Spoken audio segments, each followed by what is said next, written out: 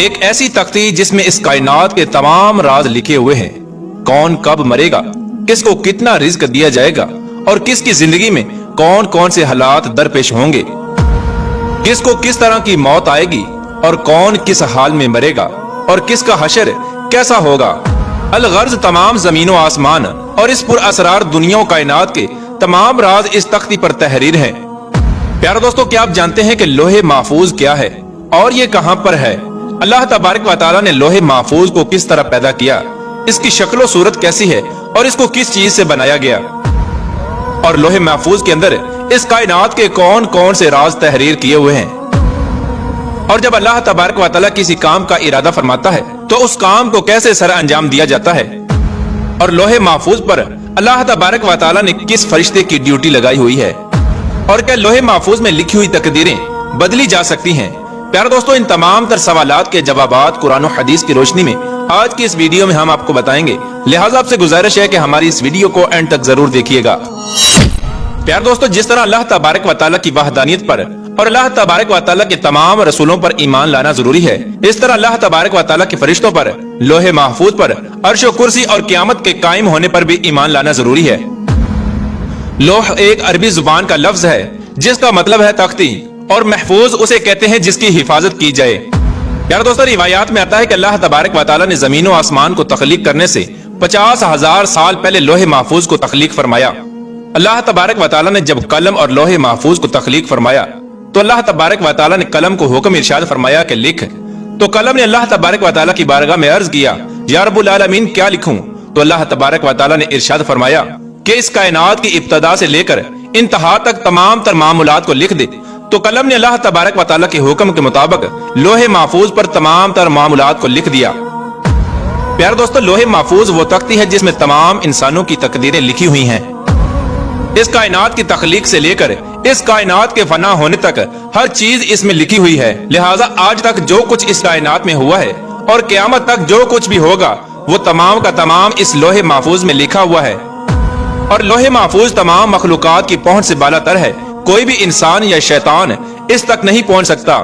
جیسا کہ بخاری شریف کی حدیث ہے کہ حضور پاک صلی اللہ تعالی علیہ وآلہ وسلم نے ارشاد فرمایا کہ اللہ تبارک و تعالیٰ نے لوح محفوظ میں ہر چیز لکھ دی اور آسمان و زمین کو پیدا کیا۔ اور قرآن پاک کے بہت سارے مقامات میں بھی لوح محفوظ کا ذکر ملتا ہے، جیسا کہ اللہ تبارک و تعالیٰ سورہ بروج میں ارشاد فرماتا ہے، بلکہ یہ قرآن ہے جو لوح محفوظ میں لکھا ہوا ہے۔ قرآن پاک کی اس آیت کریمہ سے پتہ چلا کہ قرآن پاک بھی لوح محفوظ کی تختی پر لکھا ہوا ہے، اور ہمارے پاس جو قرآن پاک موجود ہے یہ وہی قرآن پاک ہے جو لوح محفوظ میں تحریر کیا ہوا ہے۔ اور ایک دوسرے مقام پر اللہ تبارک و تعالیٰ قرآن پاک میں ارشاد فرماتا ہے، اور ہم نے ہر چیز لوح محفوظ میں شمار کر رکھی ہے، یعنی اللہ تبارک و تعالیٰ نے ہر چیز کو اس جہان میں واقع ہونے سے پہلے ہی لکھ دیا تھا۔ پیارے دوستو، لوح محفوظ کو اللہ تبارک و تعالیٰ نے سفید موتیوں سے بنایا ہے، اور اس کے صفحات یعنی پیجز سرخ یاقوت کے ہیں، اور اس کی تحریریں نور سے لکھی ہوئی ہیں۔ جیسا کہ حضرت ابن عباس رضی اللہ تعالی عنہ سے روایت ہے کہ نبی آخر الزمان حضرت محمد مصطفیٰ صلی اللہ تعالی علیہ وآلہ وسلم نے ارشاد فرمایا کہ اللہ تبارک و تعالی نے لوح محفوظ کو سفید موتیوں سے پیدا کیا، اور اس کے صفحات یعنی پیجز سرخ یاقوت کے ہیں، اور اس کا قلم نور کا ہے، اور اس کی لکھائی بھی نور کی ہے۔ اور اللہ تبارک و تعالی ہر روز لوح محفوظ کی طرف 360 مرتبہ نظر فرماتا ہے۔ چنانچہ اللہ تبارک و تعالی کسی کو پیدا کرتا ہے، کسی کو رزق دیتا ہے، کسی کو زندگی دیتا ہے اور کسی کو موت، اور کسی کو عزت سے نوازتا ہے اور کسی کو ذلت میں ڈال دیتا ہے، اور اللہ تبارک و تعالی جو چاہتا ہے وہ کرتا ہے۔ پیارے دوستو، روایات میں آتا ہے کہ لوح محفوظ کی لمبائی زمین و آسمان کے برابر ہے، اور اس کی چوڑائی مشرق اور مغرب کے برابر ہے۔ لوح محفوظ عرش کی دائیں جانب ہے اور عرش کے ساتھ لڑکی ہوئی ہے، اور اس کی اصل ایک فرشتے کی گود میں ہے۔ حضرت ابن عباس رضی اللہ تعالی عنہ بیان فرماتے ہیں کہ لوح محفوظ کے سینے پر بطور ٹائٹل یہ الفاظ لکھے ہوئے ہیں کہ اللہ کے علاوہ کوئی عبادت کے لائق نہیں، اس کا دین اسلام ہے، اور محمد صلی اللہ تعالی علیہ وآلہ وسلم اس کے بندے اور رسول ہیں، لہٰذا جو بھی اللہ پر ایمان لائے گا اور اس کے وعدوں کو سچا جانے گا اور اس کے رسولوں کی اتباع کرے گا تو اللہ تبارک و تعالیٰ اس کو جنت میں داخل کر دے گا۔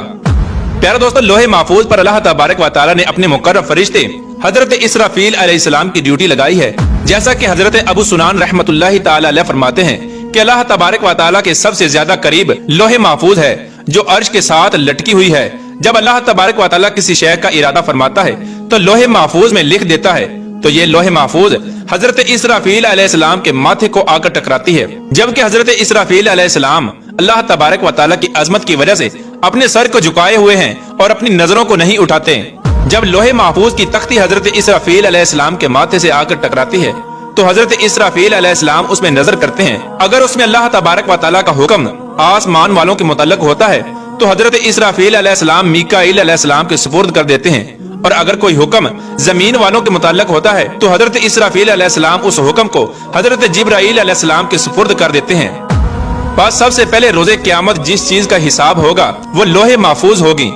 प्यार दोस्तों, जब रोजे क़यामत अल्लाह तबारक व तआला लोहे महफूज को हिसाब के लिए बुलाएगा तो उसके सब जोड़ कांप रहे होंगे। तो अल्लाह तबारक व तआला लोहे महफूज से फरमाएगा कि क्या तूने मेरे हुक्म पहुंचा दिए थे? तो लोहे महफूज अल्लाह तबारक व तआला की बारगाह में अर्ज करेगी, जी हाँ या रब्बुल आलमीन। तो कहा जाएगा तेरे हक में कौन गवाही देगा? तो वो अल्लाह तबारक व तआला की बारगाह में अर्ज करेगी, हजरत इसराफील अलैहिस्सलाम। तो उस वक्त हजरत इसराफील अलैहिस्सलाम को बुलाया जाएगा। उस वक्त हजरत इसराफील अलैहिस्सलाम के भी जोड़ कांप रहे होंगे। अल्लाह तबारक व तआला हजरत इसराफील अलैहिस्सलाम से फरमाएगा, क्या तुझे लोहे महफूज ने मेरे तमाम अहकाम पहुंचा दिए थे?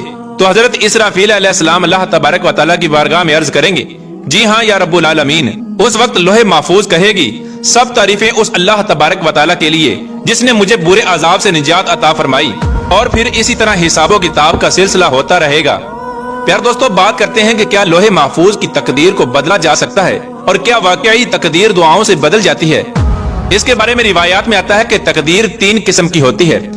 पहली तकदीर वो होती है जो आम इंसानों की दुआओं की वजह से अल्लाह तबारक व तआला बदल देता है, और दूसरी तकदीर वो होती है जो अल्लाह तबारक व तआला अपने खास बंदों या अपने अंबिया कराम की दुआओं की वजह से बदल देता है। इन 2 किस्मों के अंदर तो तकदीर को बदला जा सकता है, लेकिन तकदीर की तीसरी किस्म वो तकदीर है जो लोहे महफूज पर तहरीर है।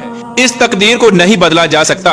हत्ता कि लोहे महफूज पर लिखी हुई तकदीर को तब्दील करने के लिए कोई नबी भी दुआ करना चाहे तो अल्लाह तबारक व तआला उसको रोक देता है। प्यार दोस्तों, इससे मालूम हुआ कि लोहे महफूज पर जो कुछ भी लिखा हुआ है उसमें किसी किस्म की कोई तब्दीली नहीं हो सकती, और लोहे महफूज पर लिखी हुई तकदीर को किसी तरह भी बदला नहीं जा सकता। अलबत्ता कुछ तकदीरें ऐसी होती हैं जिसको अल्लाह तबारक व तआला सहीफों की शक्ल में फरिश्तों को अता फरमाता है। तो वो तकदीरें अल्लाह तबारक व तआला के नेक बंदों, औलिया कराम और अल्लाह तबारक व तआला के अंबिया कराम की दुआओं से तब्दील हो जाती हैं। अल्लाह तबारक व तआला से दुआ है कि अल्लाह तबारक व तआला हमारे तमाम सगाइर कुबाइर गुनाहों को माफ फरमाए और अपने प्यारे हबीब हजरत मोहम्मद मुस्तफा सल्लल्लाहु तआला अलैहि वसल्लम की शरीयत के मुताबिक जिंदगी गुजारने की तौफीक अता फरमाए और उनकी मोहब्बत के अंदर जीना मरना नसीब फरमाए।